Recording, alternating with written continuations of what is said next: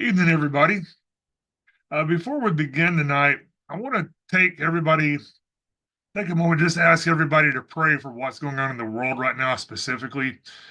This morning, another Muslim terrorist opened fire on a group of Jews who were celebrating Hanukkah in Bondi Beach in Sydney, Australia. Now, Australia's prohibited law-abiding citizens from defending themselves, so the bloodshed was tremendous. In all fairness, the attack was stopped by another Muslim. It's not all Muslims who are the problem, but it's almost always Muslims who are the problem. Often Muslims will stop the violence, but 10% of the Muslims support the violence, and 85% of worldwide terrorism is perpetrated by that 10% of Muslims. In the United States, there was a Muslim who murdered some students at Brown University in the past couple of days as well. And we need to pray for the people involved, but we also need to pray for the people as our nations are allowing this to take place within their borders. It's a bad situation. Now, to get started with tonight's study, we're going to take a look at a quote from Aristotle here, who said, "It's the mark of an educated mind to be able to entertain a thought without accepting it." Then Daniel J. Levitin, who's an American Canadian polymath, cognitive psychologist, neuroscientist, writer, and interestingly enough, a musician and record producer also, he said that critical thinking doesn't mean we disparage everything. It means that we try to distinguish between claims with evidence and those without. And as Christians, we should be doing that. But we've been looking at critical thinking and how a lack of critical thinking causes us problems and why people don't read anymore. Now, all of this is related to how evil is allowed to rule in our world. And in fact, evil is encouraged because of the ignorance of people. And lack of critical thinking is why people are ignorant. And this is all related to the final Antichrist. He's always portrayed as this guy who's mean and conquers people and is evil and all this, that, and the other, and probably has horns and a forked tail. But as we've seen, he conquers with peace. And people welcome him because he's very appealing. So we're going to look at what evil is, and then we're going to expound more on why people don't think critically anymore and where all this is leading. We're going to have some lengthy readings from the book of Genesis, where it all starts. That's the context, is from Genesis 3:15 to the end of Revelation. But we're going to read some verses here in Genesis chapter 6. And God saw that the wickedness of man was great in the earth, and that every imagination of the thoughts of his heart was only evil continually. And it repented the Lord that he had made man on the earth, and it grieved him at his heart. And the Lord said, I will destroy man whom I have created from the face of the earth, both man and beast, and the creeping thing, and the fowls of the air, for it repenteth me that I have made them. The earth also is corrupt before God, and the earth was filled with violence. And God looked upon the earth, and behold, it was corrupt, for all flesh had corrupted his way upon the earth. And God said unto Noah, the end of all flesh is come before me, for the earth is filled with violence through them. And behold, I will destroy them with the earth. And behold, I, even I, do bring a flood of waters upon the earth to destroy all flesh, wherein is the breath of life from under heaven, and everything that is in the earth shall die. This is all related to where we started this study on the Nephilim several months ago. Back in verses 1 through 4, and it came to pass, when men began to multiply on the face of the earth, and daughters were born unto them, that the sons of God, the angels, saw the daughters of men. These are human women. So the angels saw the human women that they were fair. And they took them wives, all of which they chose. And remember, the language of this says that this was voluntary, not rape. I've heard sermons taught that they raped the women, they didn't have a choice. It was all voluntary because of what they could get. And the Lord said, my spirit shall not always strive with man, for that he also is flesh. Yet his days shall be 120 years. And there were Nephilim in the earth in those days. And also after that, this return of the Nephilim, after that, when the sons of God came in unto the daughters of men, and they bare children to them, the same being mighty men, Gibberim, Gigantes in the Septuagint. But the same became these Gibberim, which were of old men of renown.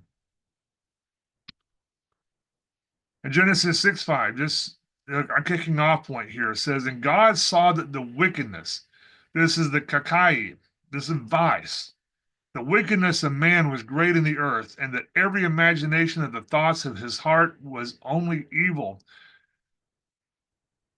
Excuse me. This is Panera. But the thoughts of his heart was only evil continually.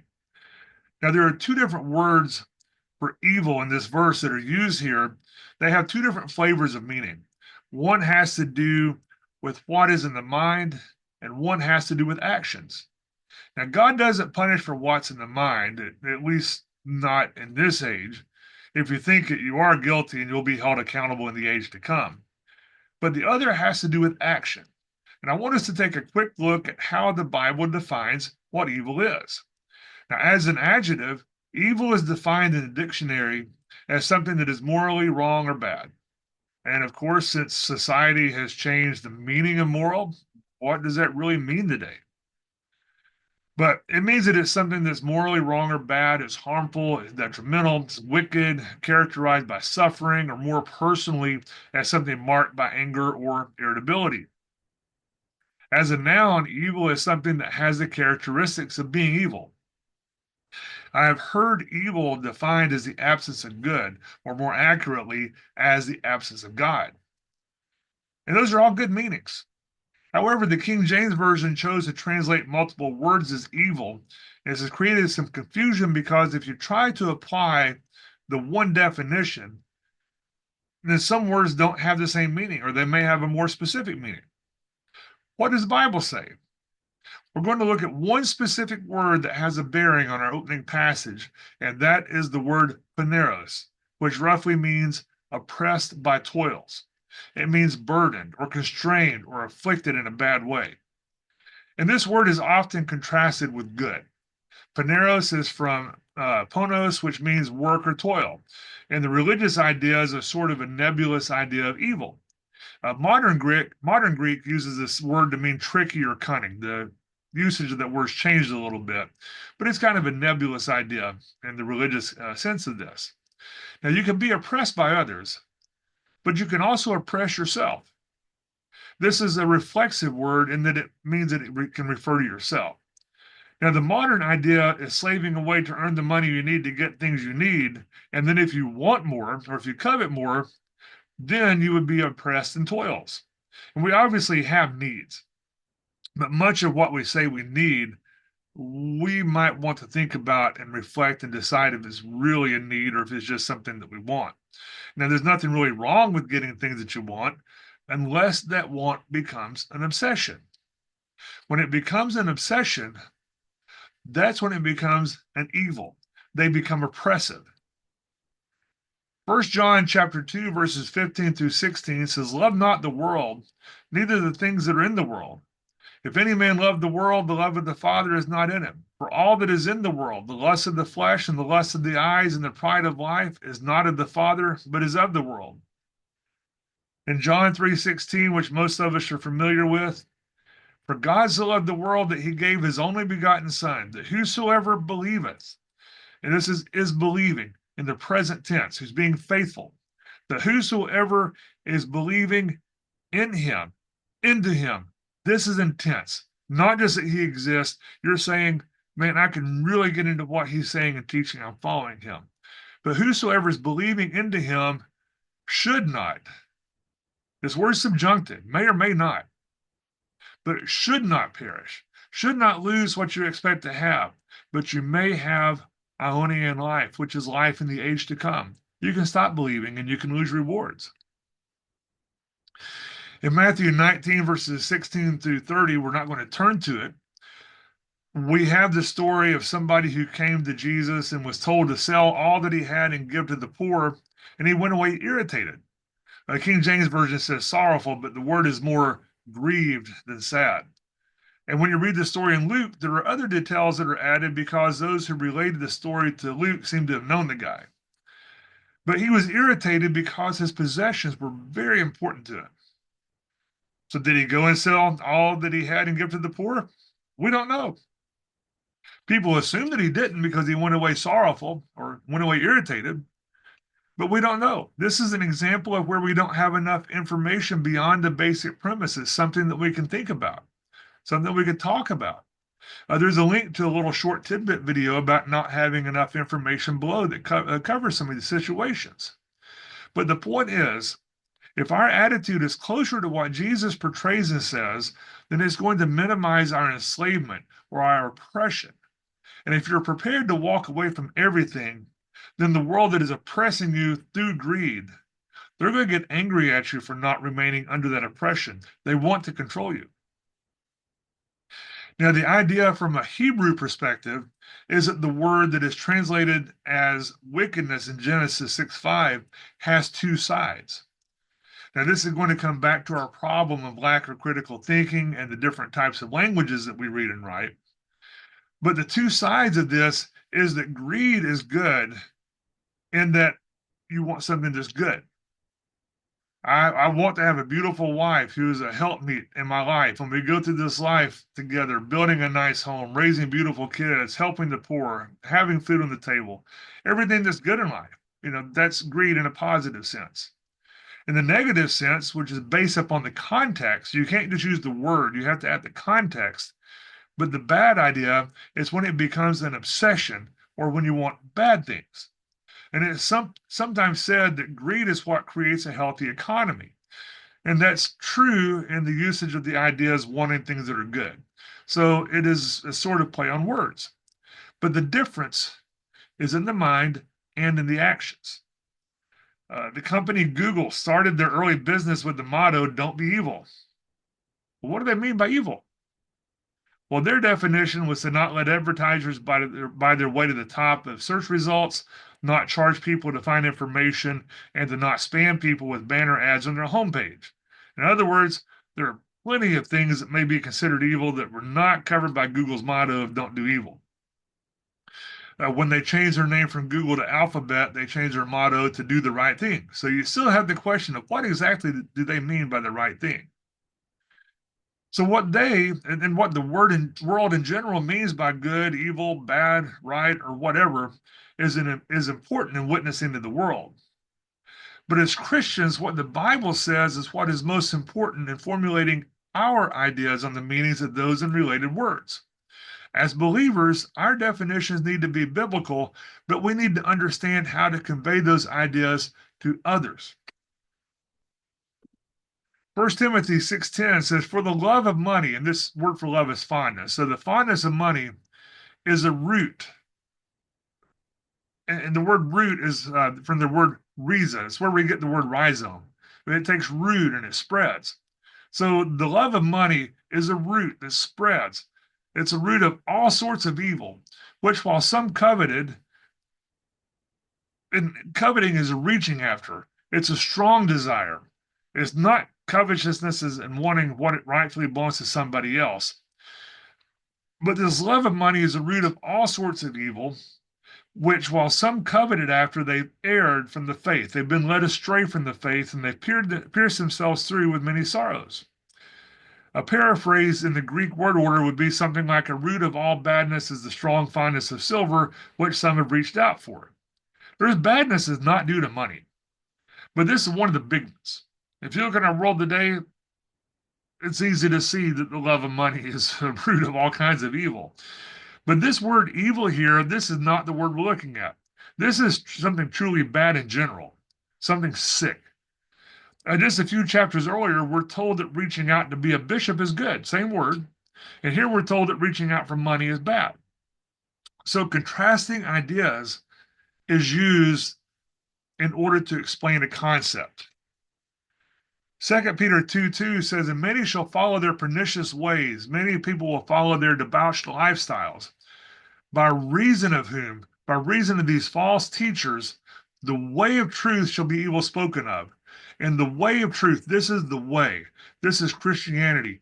This means the right road. If you've ever heard Christianity talked about as the way, this is the way of truth. These people are doing bad stuff, and because of this bad stuff, these false teachers, then the way of truth shall be evil spoken of. Do we see this happening in the world today? Do we see people who proudly proclaim, "I'm a Christian," and they live a debauched lifestyle? Recently, not too far from here, there was a church in which the preacher, who's a married man, He groomed a young woman to become his mistress. And when they were caught, the congregation made him go away for 4 months to think about what he had done and then welcomed him back after he divorced his wife and married his mistress. Now, divorce and remarriage itself doesn't disqualify a preacher, contrary to what many people teach, but this situation, that's a different story. This situation would disqualify him at least for a while, for a long while. And 4 months is not really long enough to make a change. So, does this situation and the way they handled it, does this cause Christianity to be evil spoken of? And I know for a fact it does because I talked to some people who witnessed it and who were affected by it negatively. But the word that's translated as evil in this verse is the word for blaspheme. It's a different word. In other words, somebody who lives a lifestyle such as this, like whether it's open homosexuality, promiscuity, or other openly anti-godly lifestyles, they're going to bring blasphemy against the right road, against Christianity. Now, blasphemy is just a fancy word that means defamation or vilification. People generally think of it in terms of being directed towards God, but it doesn't have that meaning specifically. In this case, it brings blasphemy against the way of truth. This word for evil is not the same word as being burdened down with the cares and the concerns of this world. Ephesians 6:13.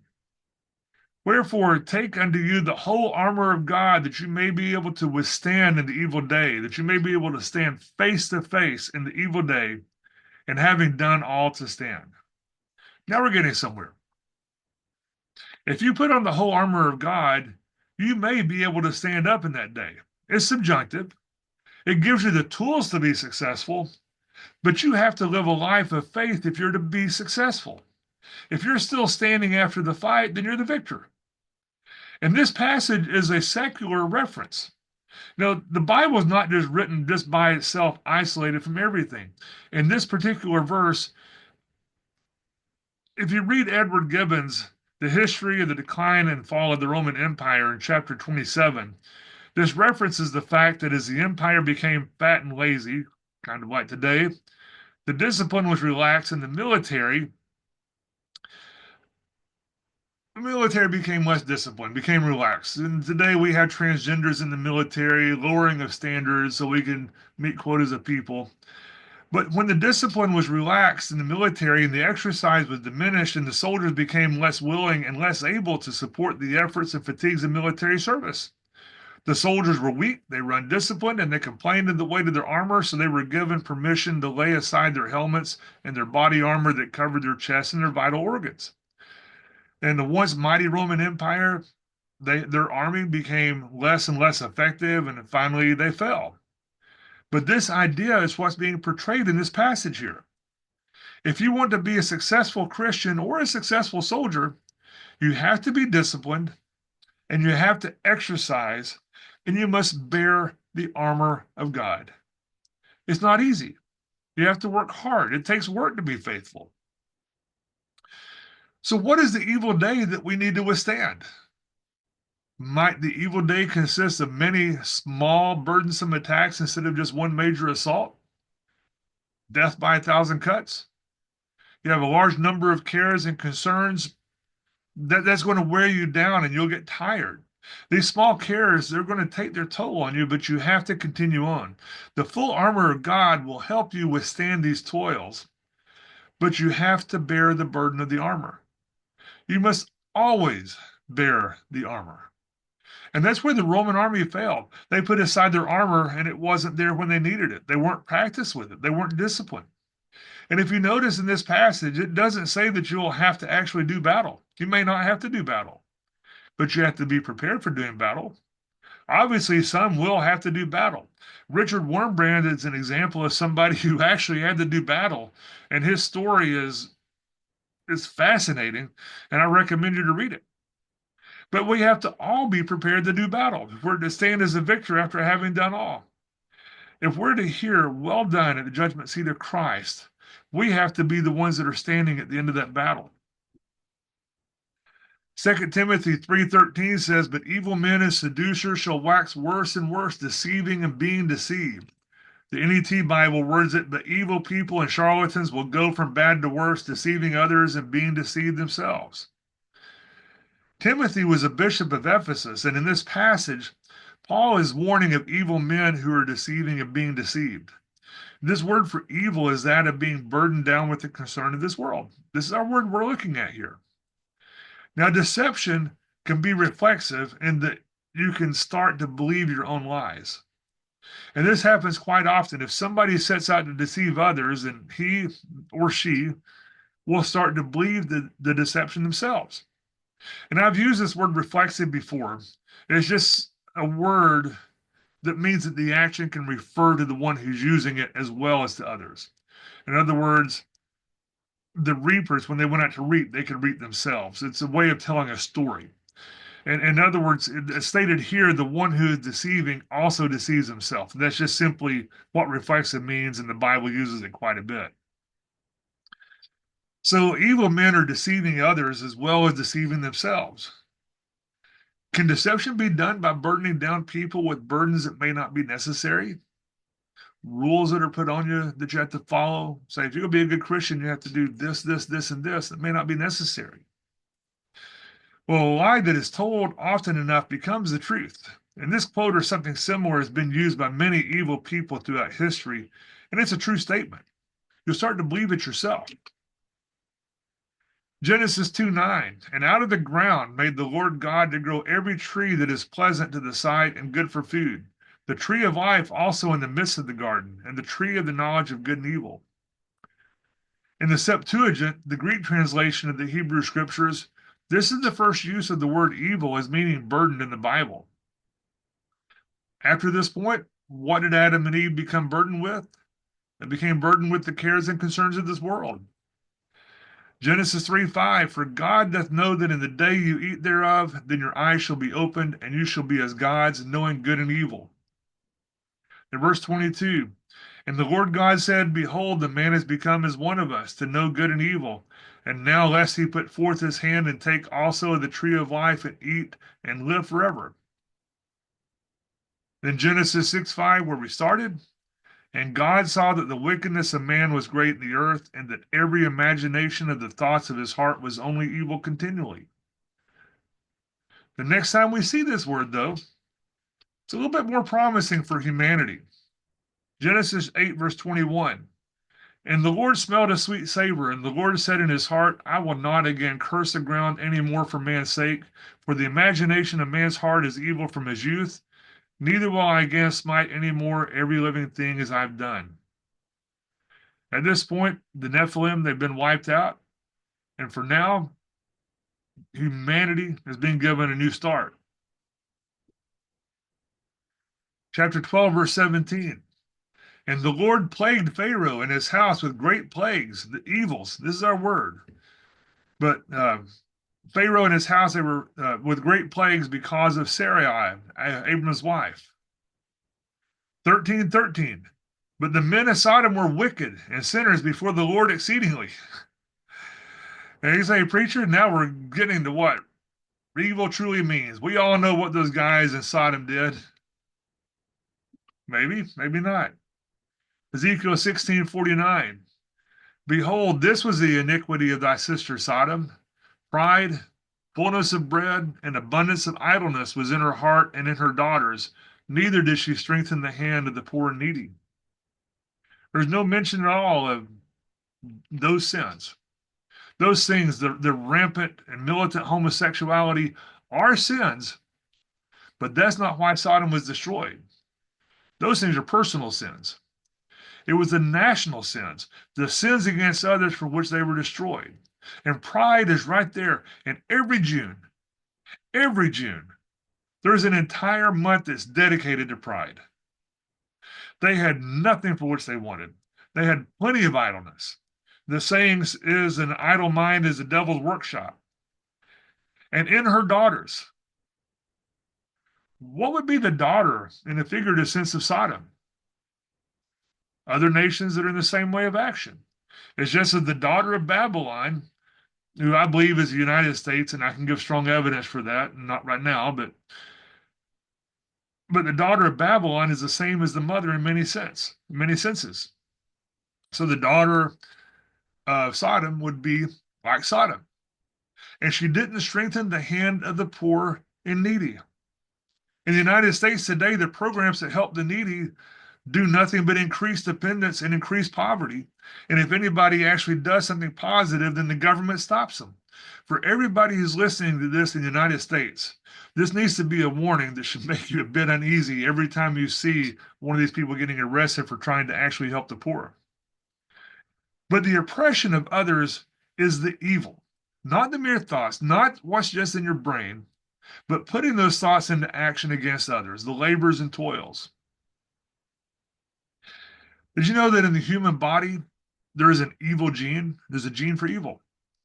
The Human Genome Project, which first mapped the human genome, which is all the genetic information of an organism, left a lot of unanswered questions.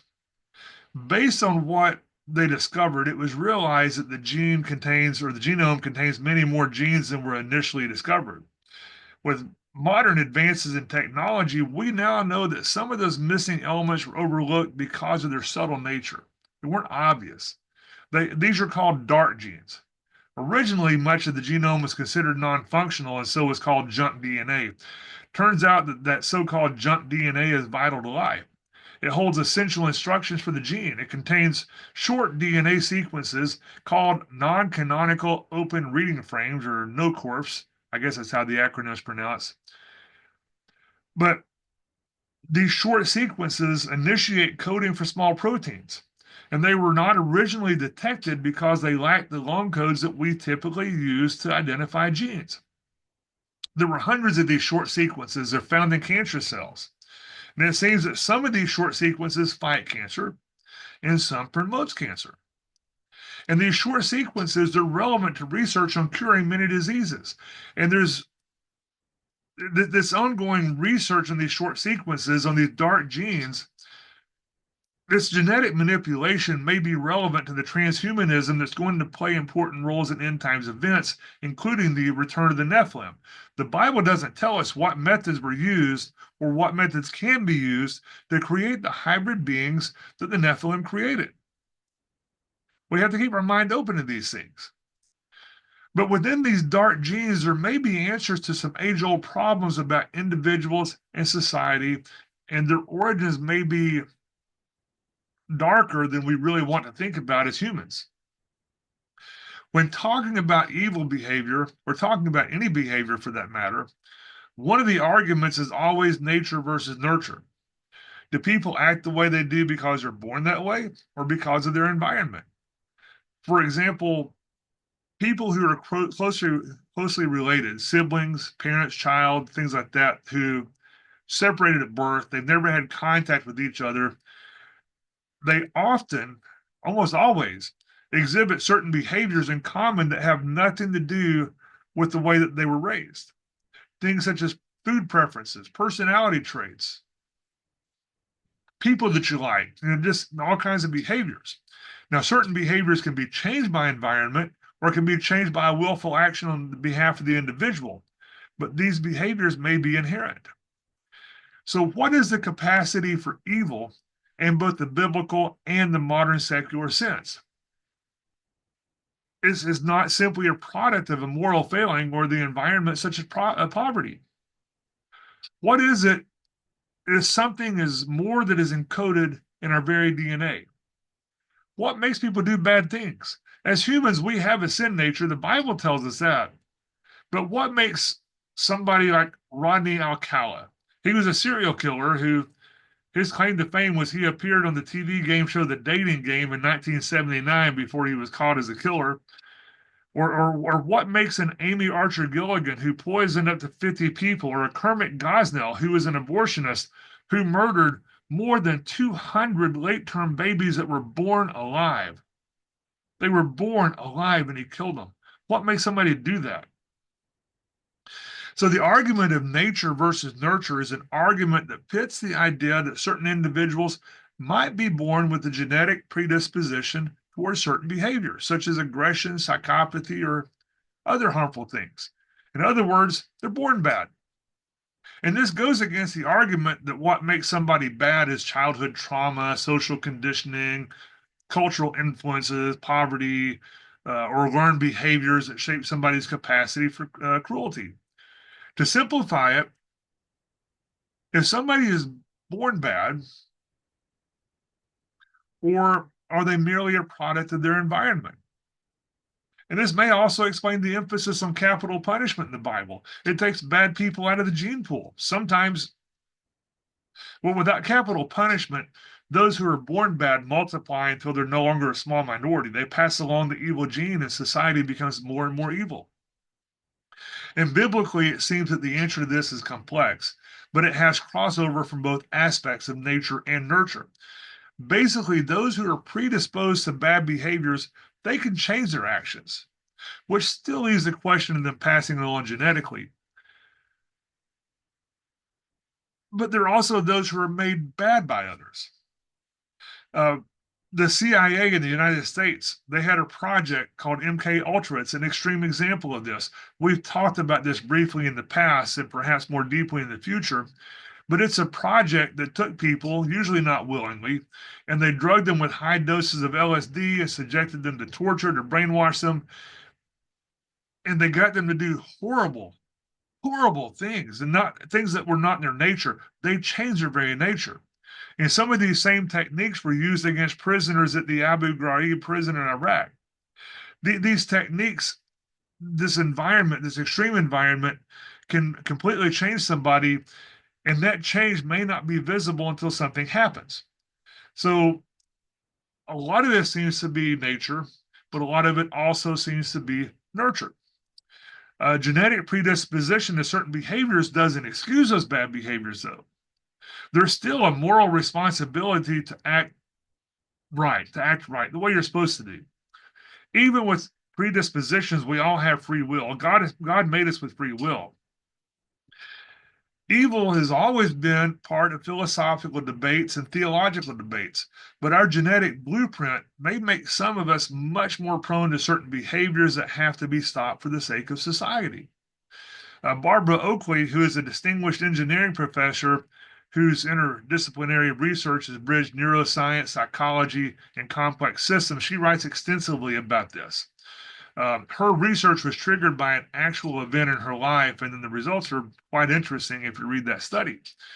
That it does seem that our genetics may make us want to behave a certain way that we have to consciously overcome. But if you read the Bible, and if you study the Bible will give you the tools to understand these things. And since our society is basically godless at this point, it may not give the power to fix it, but it gives the knowledge to fix it. We can see what is wrong. This is why it's vital that we study so we can know these things. But as a culture, our loss of critical thinking abilities is why this predisposition has grown out of control like a cancer on society. Society says, oh, he can't help it. He was born that way. Maybe true. But the Bible says he may have been born that way, but he can fix it himself. And if he doesn't, we're done. There are consequences, or there should be consequences.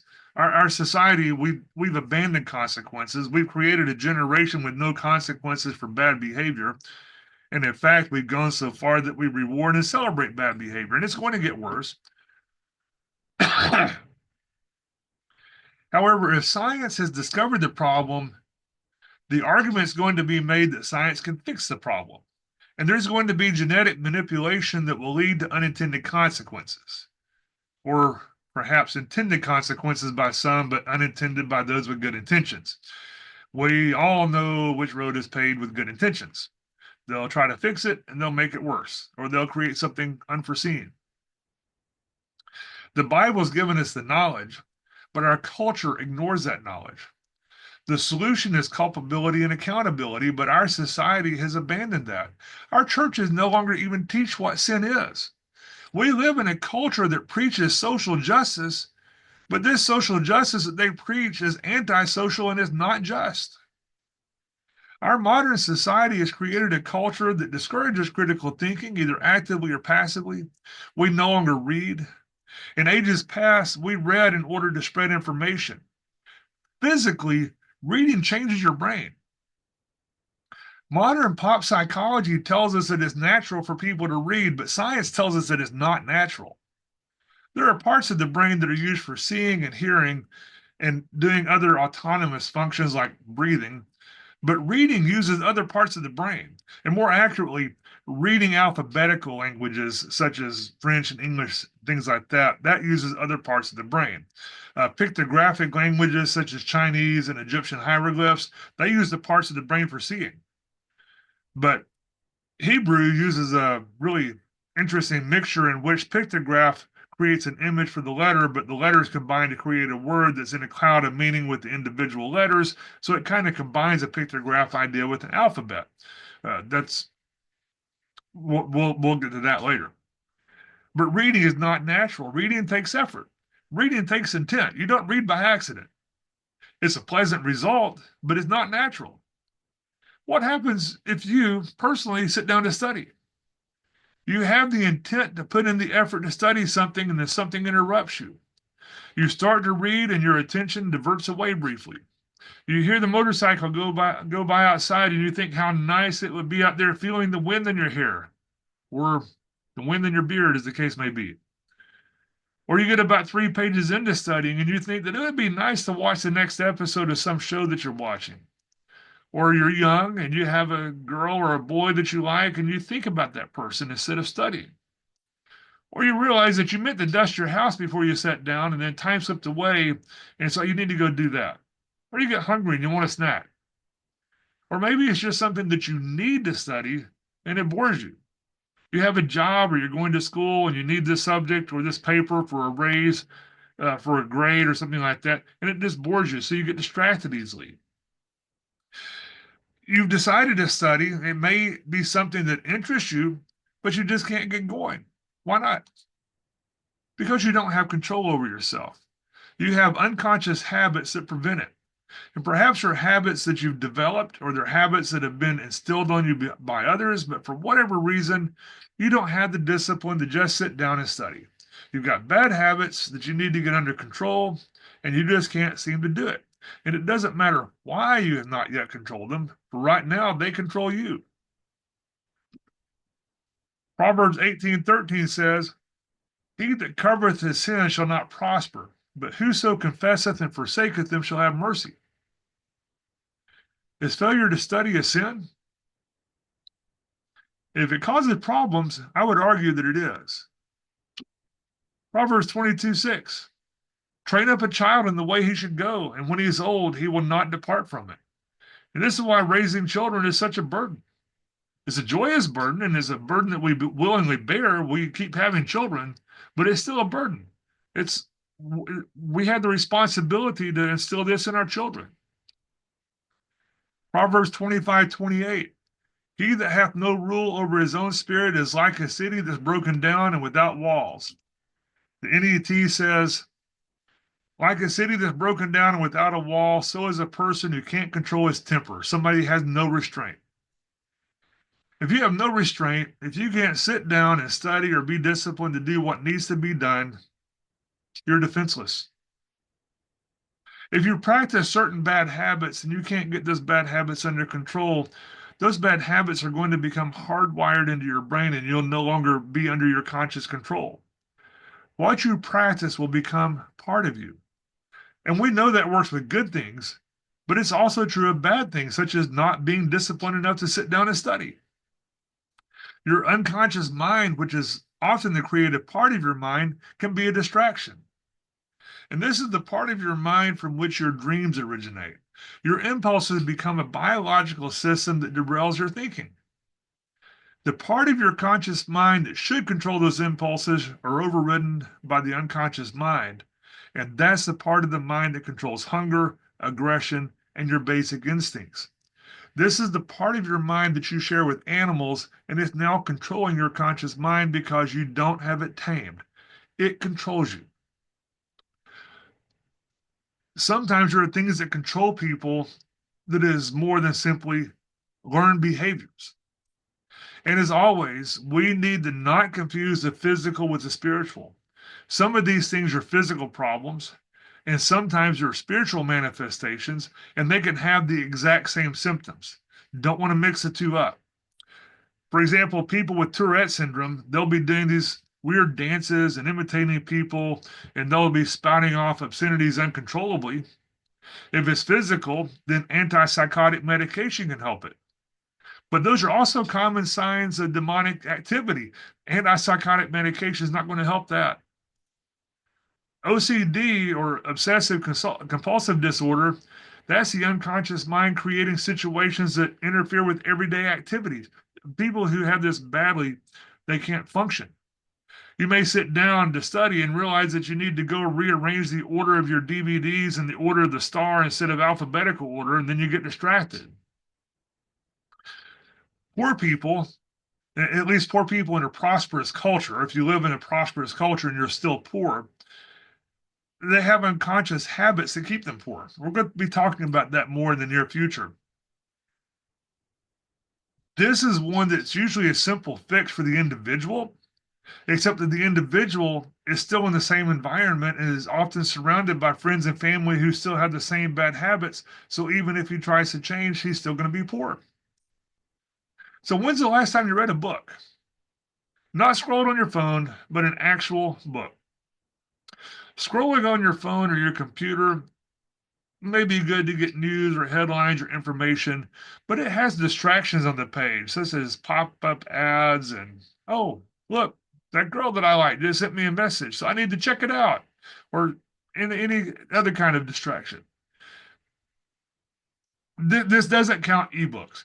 Ebooks are actually the same as books because they don't have the same distractions of the computers and things like that. And it has the same presentation of a book. So an ebook or a book is different than scrolling on your phone or your computer.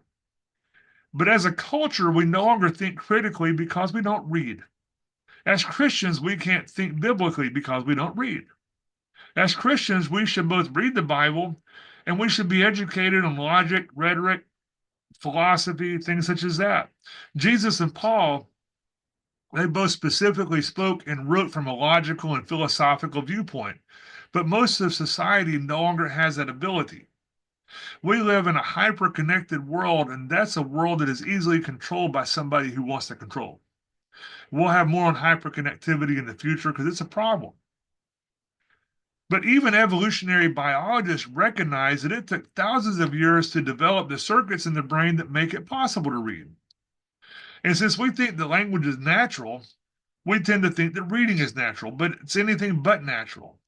We can naturally see, we can hear, we can make sounds, but we can't naturally read.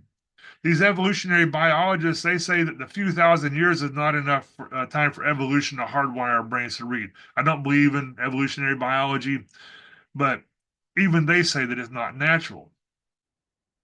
The reality is that the ability to read has nothing to do with evolution. It's just simply that reading is a learned activity. It has to be taught to you. You have to teach it to others. Sumerian cuneiform symbols are apparently one of the oldest known writing systems, and it developed about the same time as Egyptian hieroglyphics, sometime around 3300 BC. But words become associated with sounds and meanings. All four lobes of your cortex are involved in this. And the language that we read shapes our brain. Each object or idea is represented by a symbol rather than letters of an alphabet. Pictographic languages are associated with visual memory and association. And this was corroborated after a bilingual patient who was native Chinese. He spoke both English and Chinese, but he suffered a massive stroke, and it only affected part of his brain. He could no longer read Chinese, but he could read English because the ability to read English is spread across his entire brain. So he lost part of his brain and couldn't read his native language, but since English is spread across the entire language or across the entire brain, he can still read it. But reading can even affect us physically. A good writer can make you feel what a character is feeling, not just in the brain, but even with nervous reactions, nausea, things such as that. You may break out in a cold sweat. You may get nervous and uptight. If they do a good job, reading can make you feel these things. Passive scrolling on your phone, interrupted by ads and messages, changes that. We learn to skim through things instead of reading. And that makes us more susceptible to misinformation and disinformation because we've not studied. We no longer really read, so we no longer really know. Being able to think critically is fundamental to our liberty. We're supposed to have freedom. Alex de Tocqueville observed when he was here in the 19th century that literacy was nearly universal, even among the slaves, because everybody understood that reading was necessary to critical thinking, and critical thinking was necessary for liberty. This is also why those in power made it illegal to teach slaves to read later in history. When General Stonewall Jackson taught his slaves to read, not his slaves, but the slaves in his Sunday school class how to read, he was not a slave owner. He didn't believe in slavery. He was an abolitionist. Um, but he voluntarily taught the blacks in his Sunday school how to read. And somebody asked him why he broke the law and taught them to read. And his response was that his first obligation was to God. And if the slaves were to be Christians, they needed to be able to read the Bible. He was one of the early civil rights leaders after a fashion after that. After the slaves were freed, his Sunday school class commemorated him with a stained glass window in their new church building, which was burned down in 1959. But they managed to refurbish the windows and put them in their new building again. What are you going to do when they tell you that it's illegal to teach the words of God to somebody? He put it all on the line. He was not a slave owner. He had no skin in that game, but he taught them to read because that's what God wanted him to do. You have to ask yourself, are you willing to do the same thing? The reading is necessary to critical thinking. Critical thinking is necessary for liberty. And without critical thinking, you're more easily led down the wrong path. You're more easily deceived.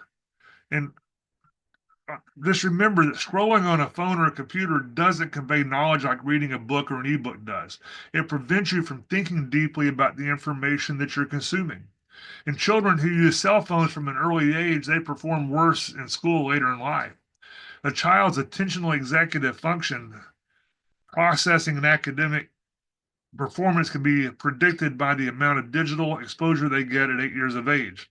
In other words, an 8-year-old child, they can tell how they're going to perform later in life by how much they've been able to play on their phone. And some research has shown that children shouldn't get a cell phone before they're 18 years old. Most research says anything before 12 is bad, but some of it says it shouldn't even be until after they're 18 years old. But the more digital content that a child gets, the worse their academic performance. With digital content, the brain is being constantly hyperstimulated and distracted. With stimulation, they will want to move more and more quickly between what is stimulating them, and with distraction, they're not going to be able to maintain focus. This includes TV. TV is short form content. It's not as short as a lot of it, but still, it's not long form. When the children no longer have that stimulation, they get bored. When they get bored, they get in trouble. We need more books and we need more play outside. We need less digital world for kids. And digital stimulation, you have to think about a lot of it. It can be ads, it can be short form content, it can be music videos and things such as that. Non-stimulating things such as word processing, ebooks, and Bible study software that's dedicated and not online with ads and such, they don't contribute to that stimulation. That's how you learn, but if you're used to that stimulation, you get bored. But monitored and focused screen time can be beneficial because it doesn't create the stimulation that causes the problems. In other words, back to the basics. Back to basics is also a good idea for the content. Get away from junk like gender studies and teach reading and writing and rhetoric and philosophy. And as parents, it's a simple fix, but not necessarily an easy fix.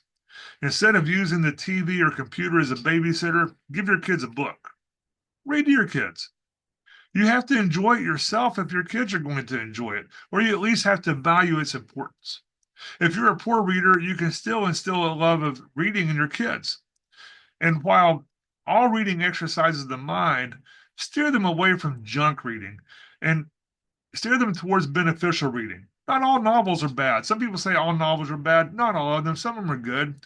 Dostoevsky, Tolstoy, and some others that are all worthwhile. But science and adventure and history, and I mean real history, can all be beneficial to the individual and to society in general. And even as Christians, we need to have an understanding of these secular things if we're going to have a proper biblical outlook on life. If your child loves reading and reads things that are worthwhile, that benefit can extend far beyond just your child. We don't naturally read, but deep reading, but study is fundamental to a healthy society. When you read deeply, you change your brain and you change who you are. You're no longer ignorant and uneducated. And if you can change your mind, you can change hearts and you can change society. However, without this, you, we, society, will be vulnerable to deception. Individuals will believe a lie. 2 Thessalonians chapter 2, verses 11 through 12. And for this cause God shall send them strong delusion. Strong delusion is a working of error. And for this cause God shall send them a strong delusion that they should believe the lie, that they all might be judged who believed not the truth, but had pleasure in unrighteousness. And you say, oh, brother, God won't use works of error. You sure about that? Go back to a story that we read a few months ago, 1 Kings chapter 22, verses 20 through 22. And Yahweh said, who shall persuade Ahab that he may go up and fall at Ramoth Gilead? And one said on this manner, and another said on that manner. And there came forth a spirit and stood before the Lord and said, I will persuade him. And the Lord said unto him, wherewith? And he said, I will go forth, and I will be a lying spirit in the mouth of all his prophets. And he said, thou shalt persuade him, and shall prevail also. Go forth and do so. Ahab had gotten involved with the wrong woman, and he had started worshiping Baal, which involved all sorts of abominable practices, one of which was child sacrifice. Child sacrifice goes against everything human. It was the most pagan of conscious acts. It went against human nature. It goes against human nature. The pagan world turned to it because of the absence of Yahweh, and Israel turned to it because they turned away from Yahweh. While child sacrifice goes against human nature, it was not unique and it was not even rare. It was almost universal among the nations. Everywhere that there were people, child sacrifice was practiced. It was a conscious act that was unnatural, and the devaluation and degradation of human life was part of the pagan culture and values. Do we see this going on in the world today? People killed over a pair of sneakers. Recently, somebody was set on fire in a subway train. And of course, when it comes to human sacrifice, children can't fight back. And besides, that birth defect is going to be a real burden, or I really don't want to share a child with that person. More recently in history, it was girls that were unwanted in some cultures, and then for any other reason that the child was unwanted, they could be abandoned or sacrificed. It was convenient and it appeased the false gods, it appeased the demons. This is the spirit of Moloch. When a nation turns away from God, we can expect to see a return to the same values as in the past. If a Christian nation, even an imperfect Christian nation, turns from Christ and replaces Christianity with pagan or atheistic values, most people forget that Nazi Germany started out as a Christian nation. But soon after Christian faith was replaced with pagan practices, humans became disposable, and it became a matter of what can only be described as a religious fervor to get rid of the sick, the deformed, or the undesirables. And the definition of desirable is very fluid. When the Soviets purged Christian faith from Russian society, human life was completely disposable.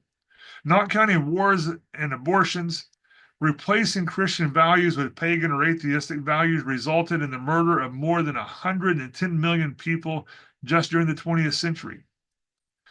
The pagan view of children is, it's my body and I can do what I want. They're inconvenient. They're a burden. What's the biblical view? Genesis 1:27. So God created man in his own image. In the image of God created he him, male and female created he them. We're created in his image. Male, female, rich, poor, young, old, black, white, doesn't matter. We're all valuable. Sacrificing children on the altars of pagan gods was and still is an abomination. Deuteronomy 1:31, this is the first part of it. And in the wilderness, where thou hast seen how that the Lord thy God bare thee as a man doth bear his son. It doesn't say that I sacrifice thee as a man sacrifices his son. Psalm 127:3. Lo, children are a heritage, children are a gift of the Lord, and the fruit of the womb is his reward. The Bible teaches us that life is sacred and precious from the moment of conception. Matthew 19:14, but Jesus said, suffer little children and forbid them not to come into me, for of such is the kingdom of heaven. It says, leave them alone and stop hindering them. The New Testament also teaches us that children are precious. Unless you become as little children, you'll not enter the kingdom. And you can see that in Matthew 18, verses 3 through 5, if you want to look at it later. When the disciples took the gospel into all the world, they took the gospel to the nations that were in the table of nations in Genesis 10, there was a bit of a culture clash, to say the least. The Nephilim were exiled, and the sanctity of life became ascendant, and eventually the Roman Empire, which was a pagan empire that practiced all sorts of abominations, became a Christian nation. An imperfect Christian nation, as so many people are more than happy to point out, but it was a Christian nation nonetheless. Infanticide was banned, abortion was challenged and restricted, and other innocent lives were protected. And this is one reason that the Jesuits, under demonic influence, they worked so hard to control the Catholic Church, in my opinion, to do away with some of the restrictions on the killing of innocent lives. And make no mistake about it, as bad as infanticide is, abortion was specifically also linked with pagan worship, not just as a convenience in the past. They created many pregnancies specifically so they could be sacrificed to abortion. And that's not really much different than today. There's a link below to this where there's a medical student. This demonic student said that she will leave the state if she can't perform abortions. Her whole purpose to become a doctor is so that she can perform abortions. But the murder of children was demanded by their false gods. And it was a Christian faith based upon Old Testament values that brought protection to children, including the unborn children. Were there still bad people? Of course. But the wholesale murder of children ended. When the Nephilim were exiled, they took their spirit and culture of death with them. Their altars were destroyed. When the false gods left, lives were saved. Lives became valuable, even for undesirables. Slaves were protected, children were valued, and even prisoners were exempt from being sacrificed to the gods. Now, executions are not sacrifices. Executions were never, they were always outside the realm of being an offering to the gods. People who were guilty, they weren't sacrificed, they were just executed. But Moloch was one of the gods was exiled. The nations that had once worshipped the false gods now worship the one true God. The nations that came from those in Genesis 10 were founded upon the same principles. There were always those who wanted to destroy, but that was individuals. The nations themselves now turned to Christ. Well, what would happen if those same nations turned away from Christ? They don't turn to nothing. Atheism is a fiction that's used by the demonic to simply keep people from God. If the nations turned from the one true God, they would turn once again to the false gods, the gods of death. Moloch would return along with them.